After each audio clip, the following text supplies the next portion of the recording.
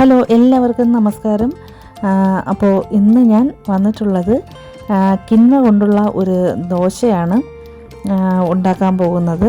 അത് നമ്മുടെ വെയിറ്റ് ലോസിന് നല്ലതാണ്. ഷുഗറിനും പ്രഷറിനും കൊളസ്ട്രോളിനും എല്ലാത്തിനും എല്ലാം നോർമലാകാൻ വേണ്ടിയിട്ട് നല്ലതാണ്. കിണ്വ എന്ന് പറയുന്നത് ചാമ അരിയാണ്. അപ്പോൾ ദോശ ഉണ്ടാക്കാൻ വേണ്ടിയിട്ട് ഒരു വലിയ കപ്പ് അളവിൽ കിണ്വ എടുക്കുകയാണ്. പിന്നെ അതുപോലെ തന്നെ ഒരു ചെറിയ കപ്പിൽ ഒരു 1/4 കപ്പ് ഉഴുന്നും പിന്നെ ഒരു സ്പൂൺ ഉലുവയും കൂടെ ചേർത്ത് വെള്ളം ഒഴിച്ച് നന്നായിട്ട് കഴുകി 2 പ്രാവശ്യം കഴുകണം.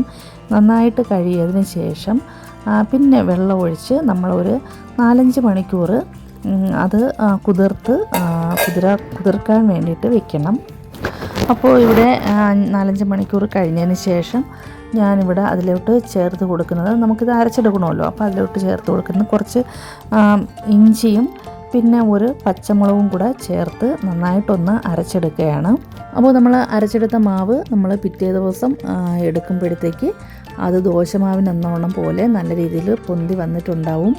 അപ്പോൾ ഇതിലേക്ക് നമ്മൾ ആവശ്യത്തിനുള്ള ഉപ്പും കൂടെ ചേർത്ത് നല്ല രീതിയിൽ വെള്ളം ആവശ്യത്തിന് ചേർക്കണമെങ്കിൽ അതങ്ങനെയും ചേർത്ത് നമ്മൾ ദോശമാവിന് എങ്ങനെയാണോ മാവ് പരുവപ്പെടുത്തി എടുക്കുന്ന ആ ഒരു രീതിയിൽ എടുക്കണം. പ്രമേഹമുള്ളവർക്ക് വളരെ ഗുണമുള്ളതും പിന്നെ കൊളസ്ട്രോൾ, പ്രഷർ എന്നിവ പരിഹരിക്കാനും ഇത് ഒരു സൂപ്പർ ഫുഡാണ്.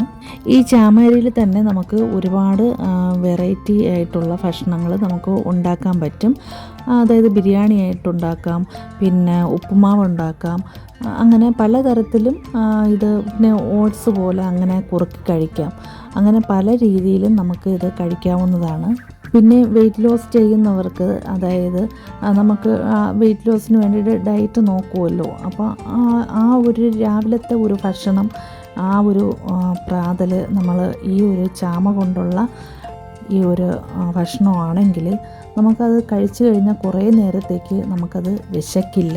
ഒരു ഇരുമ്പ് ദോശക്കല്ലിലാണ് ഞാനിവിടെ ദോശ ചുടുന്നത്. അപ്പോൾ നമ്മൾ ദോശ ഇട്ട ഉടനെ തന്നെ അത് മറിച്ചിടാൻ വേണ്ടിയിട്ട് ശ്രമിക്കരുത്.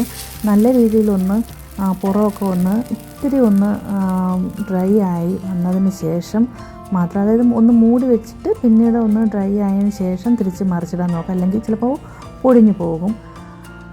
പിന്നെ ഇതിൻ്റെ പുറത്ത് നെയ്യ് വേണമെങ്കിൽ നെയ്യ് തടവാം. ഞാനിവിടെ നെയ്യൊന്നും ഒഴിക്കുന്നില്ല. അപ്പോൾ ഈ രീതിയിൽ ഒന്ന് മറിച്ച് ഇടാം. കിണ്വയുടെ കൂട്ടത്ത് ഉഴുന്നും ഉലുവയും മാത്രമല്ല, പയർ, പരിപ്പ്, പിന്നെ റാഗി, ഇങ്ങനെയുള്ള നമുക്ക് കടല, പിന്നെ ഇങ്ങനെയുള്ള കാര്യങ്ങളൊക്കെ ഇതിൽ കൂടെ കുതിർത്ത് അരച്ച് ഇതേപോലെ ദോശ ഉണ്ടാക്കി കഴിക്കാവുന്നതാണ്. അപ്പോൾ ഇന്നത്തെ ഈ ഒരു വീഡിയോ നിങ്ങൾക്കെല്ലാവർക്കും ഇഷ്ടപ്പെട്ടു എന്ന് വിശ്വസിക്കുന്നു. അപ്പോൾ എല്ലാവർക്കും ഗുഡ് ബൈ.